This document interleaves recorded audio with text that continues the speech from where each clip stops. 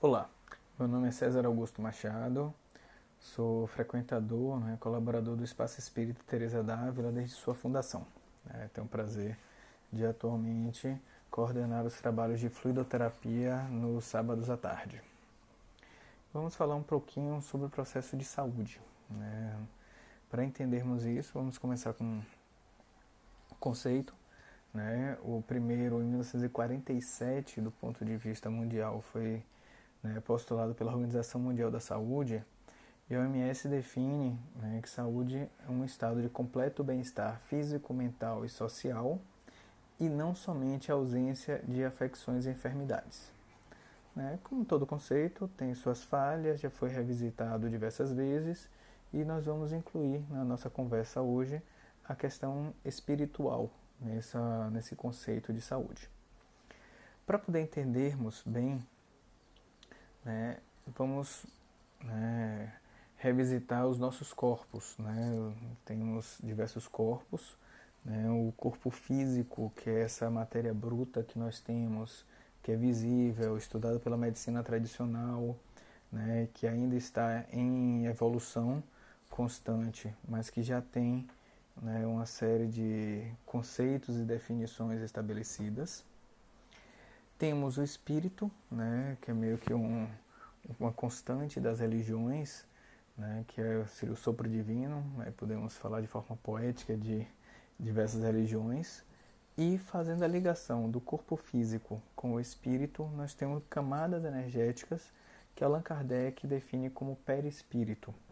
Ele faz uma analogia ao perisperma nas sementes e traz esse conceito de perispírito. Então, o perispírito, ele tem camadas que ficam mais densas próximas ao corpo físico e camadas mais sutis, mais etéreas próximas ao espírito, conseguindo com isso fazer essa interligação. Uma coisa importante para nosso conceito de saúde é o duplo etérico. Então, nossa primeira camada energética próxima ao corpo físico, ele é uma duplicata perfeita do nosso organismo. Então, você tem um pâncreas no duplo etérico. Você tem um baço no duplo etérico. Você tem um coração coração no duplo etérico. Então, essa duplicata perfeita energética, e esse corpo está em constante troca energética com o corpo físico. Então, a energia fica passando do pâncreas físico para o pâncreas energético e retornando. Se um adoece, o outro adoece. Se um se recupera e se cura, o outro se recupera e se cura também. E questões de entendimento, por exemplo, você tem um acidente de carro e precisa retirar o baço. Então, o baço, ao ser extraído do ponto de vista físico, energeticamente, ao se fazer essa troca constante de energia com do corpo físico com o duplo etérico, ele começa a borrar, a perder definição, já que não tem a cópia dele no corpo físico. Isso falando do duplo etérico.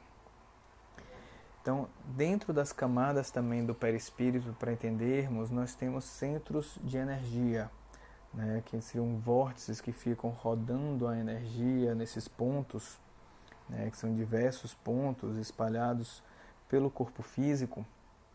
E meio que nós trouxemos do sânscrito o termo designado no Oriente, que foram chakras, para esses pontos de energia. Os chakras é uma coisa curiosa ao estudar, ao estudarmos esses pontos energéticos, que um dos preceitos básicos da ciência é a reprodutibilidade. Então, se eu faço uma pesquisa científica, eu tenho que dar a minha receita de bolo do que eu fiz, e uma pessoa na Europa, na Ásia, ela, ao pegar essa receita, ela deve reproduzir e encontrar o mesmo resultado. Os chakras entrariam nesse conceito, que se nós pensarmos que os Vedas na Índia já descreveram esses chakras, que os shintoístas no Japão já descreveram esses chakras, e que não tinha como naquela época existir uma comunicação entre eles. né, que temos livros de Chico Xavier feitos aqui na década de 40 no interior do Brasil, onde dificilmente uma pessoa com o nível de instrução que Chico Xavier tinha na época que escreveu o livro, ele não saberia, né, ele não teria acesso a esse conhecimento de uma maneira fácil naquela época, né? E quando você coloca esses conhecimentos, eles se superpõem, as diferenças são pequenas, né, que existem nos conceitos dessas, né, diferentes culturas, né? Então seria até um conceito de ciência, né? Então uma das coisas que realmente eu sempre pergunto a César, o que é que você, dentro dessas questões energéticas, eu diria que os chakras para mim é ponto pacífico, a existência deles, o conhecimento que nós temos, né? Por conta até dessa reprodutibilidade de diferentes culturas, num momento da humanidade que não tinha uma fácil interligação de conhecimento. Esses chakras, eles têm ligações em todas as camadas e uma ligação direta com o corpo físico. Então, diferentes chakras têm diferentes conexões com o corpo físico e o comando do nosso organismo, ele é muito feito por glândulas endócrinas, que são as glândulas produtoras de hormônio, e os nervos. E os chakras, eles têm ligações diretamente com elas, né? Então, nós temos o chakra raízes associado à ligação com a terra, está associado à adrenal, né, que é a glândula produtora de corticoide natural, da nossa adrenalina, né? Nós temos a hipófise, né, a pineal, que são outras glândulas, né, que têm um comando na garganta, o chakra laríngeo com a associação à tireoide. Então, e nós temos essa interligação de uma maneira bem marcante. Se nós formos pensar no processo adoecer, nós podemos pensar que qualquer um desses corpos ele podem adoecer e trazer doença. Então, se foi descuidado, pisou num prego, pegou tétano, a culpa é do corpo físico, né? Foi um descuido seu, né? Você se teve uma falta de precaução e o corpo físico ele adoeceu e na troca energética ele adoeceu do pretérito e o conjunto ficou doente. Nós teríamos também, digamos, doenças que poderiam vir do espírito, né, que se chama até de doenças kármicas. Não vamos entrar na polêmica a respeito disso, né, até porque uma minoria das doenças que nós temos seriam essas doenças programadas, ou seja, você ao reencarnar coloca como um objetivo de melhoria passar por uma determinada dificuldade para poder aprender com essa dificuldade. Então você escolhe ter uma doença, né? Eu diria que a grande maioria das doenças elas não são kármicas, seria uma exceção. E até as doenças kármicas, a sua vida, a sua rotina, a forma como você encara as suas condições, elas poderiam desencadear ou não esse adoecer. E uma outra forma de adoecer seria através do perispírito. Como é que o perispírito ele iria adoecer? Né? Como eu falei, cada chakra ele tem uma associação com um determinado órgão ou órgãos e com um aspecto emocional, psicológico seu. Então, por exemplo, nós temos aqui o chakra cardíaco. Né? Você pode constantemente estar ferindo a sua energia. Né? Você está fazendo algo contra os seus sentimentos. Os sentimentos eles estão associados, né, ao chakra cardíaco. E você se obriga a uma situação, seja por uma questão econômica, seja por uma questão, né, digamos, por seu filho. E aí você se submete a situações em sua vida, seja numa profissão, seja dentro de casa com o marido, né, ou com a esposa por conta do filho, mas isso é uma coisa que está constantemente te agredindo e constantemente te magoando. Então você pode gerar um distúrbio energético no seu chakra e esse distúrbio energético vai levar a um adoecer do corpo físico também. Então essas seriam formas de você adoecer e a cura também tem que vir pelos diferentes aspectos. Então nós vamos falar no final sobre a questão de prevenção de doença, mas você previne doença, portanto, atuando no corpo físico, atuando no emocional, atuando no espiritual, certo? Então, temos, desculpe, a prevenção seria através de exercícios físicos adequados, uma respiração saudável, né? Nós já colocamos a respiração como sendo algo fundamental para essa interação energética. Se nós formos, né, visitar o Oriente, né, temos a questão energética, eles chamam de prana, né, que os chineses chamam de Qi, os japoneses de Ki, né. Dentro do espiritismo também existe o conceito que é o fluido cósmico, né. Então um outro ponto, né, de reprodutibilidade entre diferentes culturas. E essa energia é uma energia mais sutil, é uma energia que não tem um corpo, uma ponderação, uma medida dentro da ciência tradicional ainda, porém, né, ela estaria dentro da respiração. E os orientais, eles têm uma série de técnicas de respiração, né, e que na Índia chama-se de pranayamas, né, prana, que seria essa energia, e yama, o caminho. Então, através de técnicas respiratórias, você iria aumentar esse prana em seu corpo e com isso você teria mais saúde por essas técnicas respiratórias. Diversos estudos científicos têm sido feitos com isso. Alimentos, né?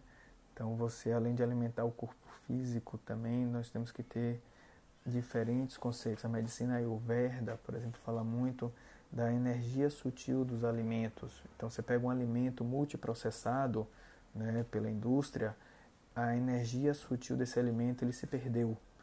Então, você está absorvendo ali o físico, mas você não está absorvendo. Então, o conceito de você descascar mais e desembalar menos, para justamente você também captar essa energia sutil durante o alimento.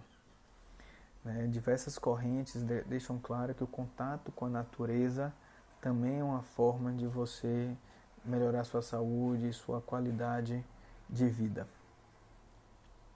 Então, o nível físico da prevenção, de buscar a cura, seria isso, além dos tratamentos médicos, claro. No momento que você adoeceu, você tem que procurar um médico e você tem que fazer o tratamento específico para aquele órgão, para aquela enfermidade.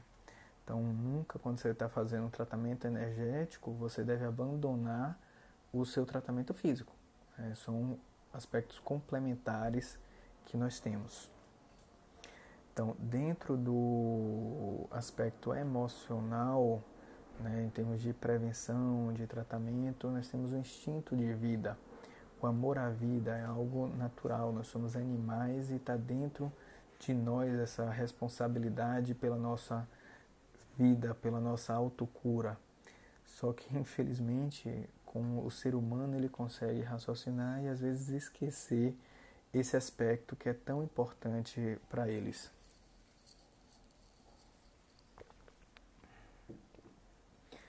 Então, o auto-amor, a autoestima forte são coisas importantes que nós temos. O auto-perdão, ninguém é perfeito, todo mundo erra. Então, nós temos que nos perdoar. E um aspecto importante, perdoar aos outros faz bem a nós. Então, assim, a responsabilidade e a culpa pode ser do outro e deixa o outro se resolver com isso. Porém, o perdão está em você. Então, é você perdoando, você vai se fazer bem, você vai liberar amarras energéticas, você vai sair de um aspecto negativo. Então, Kardec coloca que a cura é a substituição da molécula mal-sã por uma molécula sã. E isso se dá através do fluido. Então, tudo isso que eu estou falando são aspectos que, ao você perdoar, você está tirando de você o aspecto negativo de uma situação ruim que aconteceu. O outro, como eu falei, a responsabilidade está no outro. Deixa que a vida pode encontrar caminhos né, para vocês se reencontrarem, voltarem à harmonia, mas o principal que você tem que pensar é em você se perdoar, perdoar o outro e ter essa energia, né, esperança, atividades positivas e confiantes. Tem um estudo feito em Harvard bem interessante, onde eles fizeram dosagens de imunoglobulinas, né, ou seja, do nosso sistema imune de defesa, e eles colocaram, digamos assim, cobaias, né, acho que foram, né, estudantes da faculdade, para assistir um filme de Madre Teresa de Calcutá, né, e a vida dela na Índia, né, bem, né, cuidando da população, a ação dela, e mediram a IgA, que é a imunoglobulina, né, nessas pessoas. E depois colocaram um filme de guerra. Na realidade, especificamente nessa pesquisa, foi um filme sobre Átila, o Huno, conquistando o Império Romano, né? Como é que se deu esse desenrolar da decadência e destruição final do Império Romano.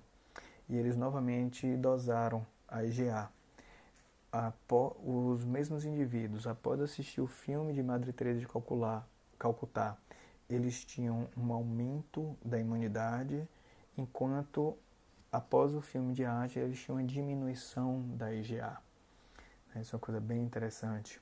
Né? Tem aquelas pesquisas clássicas com águas, né? Que o pesquisador oriental ele coloca água para ouvir música e botou música clássica, ouvindo palavras repetidas de amor, perdão, caridade, e o oposto também, né? Palavras deletérias, xingamentos. E a cristalização da água na microscopia eletrônica ela era completamente diferente. Né? E lembramos que nós somos 80% água. Então, nossa energia condiciona uma boa cristalização ou não. Então, é importante nós pensarmos nisso. Né? E pensar no ponto de vista espiritual. Né? Então, o próprio trabalho da espiritualidade, a fé, né? O religare é importante. Então, a pesquisa feita em UTI coronariana na Califórnia, né? O que é que eles fizeram? Ao paciente da entrada nessa unidade coronariana, né? UTI cardiológica, existia uma randomização, que é um dos conceitos de pesquisa científica, existia um sorteio. E o grupo que sorteava era um grupo independente. E qual era o sorteio? Se ele iria receber a oração por um grupo de prece ou não. Existia o sorteio e era comunicado ao grupo de prece o nome do paciente. E apenas a equipe do sorteio e o grupo de oração sabia quem estava recebendo a oração. Então, os outros indivíduos todos, eles eram cegados, como a gente chama. Ou seja, a equipe médica, a enfermagem, o paciente, os familiares, né, os próprios coletadores de dados da pesquisa, eles não sabiam quem tinha recebido a oração e quem não tinha.